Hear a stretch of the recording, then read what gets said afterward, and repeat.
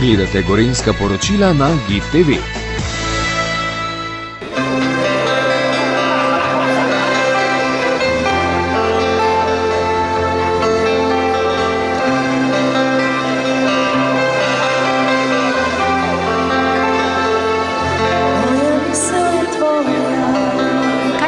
Današnja prireditev tukaj na Zarici za mestno občino Kranj. Tako kot sem poudaril tudi v govoru, jaz sem zelo vesel, da sem danes na otvoritvi parka krožnega gospodarstva in to je v bistvu park, ki se vklaplja v filozofijo mestne občine Kranj.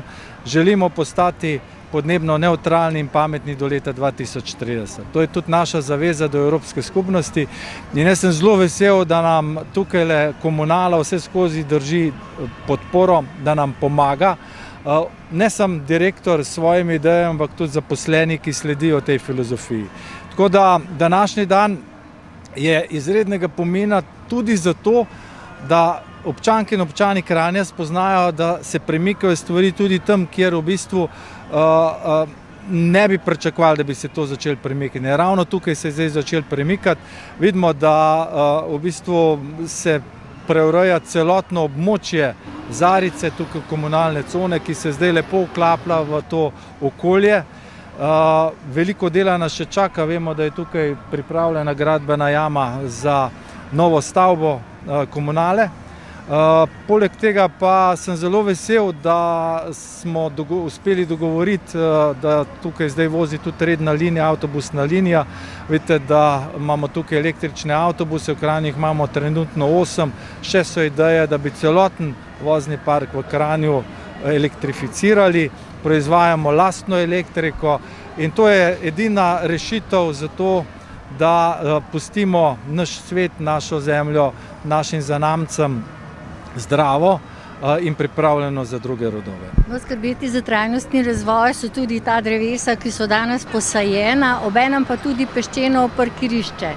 Ja, oba dva sta izrazila z direktorjem veliko zadovoljstvo in to naj bi bilo tudi nadaljevanje, kjer se bo le dalo, bomo tudi v mestni občini Kranj gradili peščena parkirišča. To pomeni, da voda kroži, da ne stoji, ampak da kroži čez zemljo, pa seveda potem izpuhteva nazaj v oblake in potem spet se z dežjem vrača.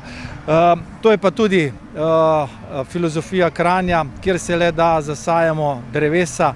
To je nujno potrebno. Čeprav imamo tako lepo okolje, polno zelenja, Kranj je dejansko sredi narave, da tako rečemo, ampak vseeno moramo vsak košček zemlje izkoristiti za to, da zasajamo nova drevesa.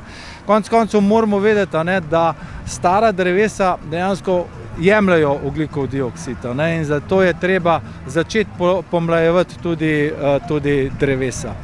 Kranj je metropola Gorenjska in zato je tudi potreben trajnostni razvoj na večjih področjih. Ja, smo metropola Gorenjska, ampak odprti, da nas tudi ostale občine sledijo.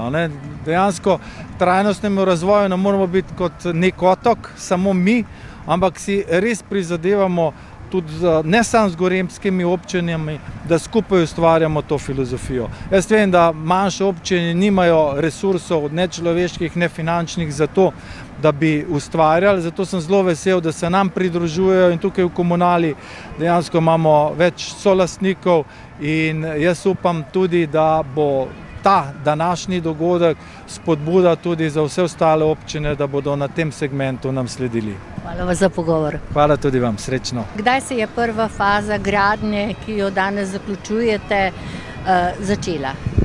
Začeli smo konec lanskega leta, potem pa tudi v roku pol leta zaključili. Danes je pa ta slovesni trenutek, ko lahko rečemo, da je zadeva tudi uradno predana svojemu namenu. No in kaj vse ste doprinesli temu krasnemu parku? Ja, zdaj v prvi fazi smo zgradili parkirišča za naše zaposlene, pa tudi za uporabnike iz okolice, zlasti športnega parka Zarica. Imamo nov, varnejši in urejen dostop v zbirni center Zarica in pa avtobusno postajališče, do kamor bo hodila tudi podaljšana avtobusna linija mestnega prometa. Je pa to avtobusno postajališče opremljeno tudi z polnilnico, električno polnilnico, tako za avtobuse kot za avtomobile. Ta je hitra, bistveno hitrejša od običajnih. Podprta v ozadju je pa še shranilnik električne energije, ki bodo zlasti dobrodošli, ko bo prišlo do kakšnega izpada. Gradnja se bo nadaljevala, saj bo tukaj zrasla tudi nova upravna stavba Komunale Kranj. Ja, novo izobraževalno upravno središče načrtujemo, da ga začnemo graditi spomladi naslednje leto. Hvala za pogovor in iskrene čestitke. Hvala lepa tudi vam.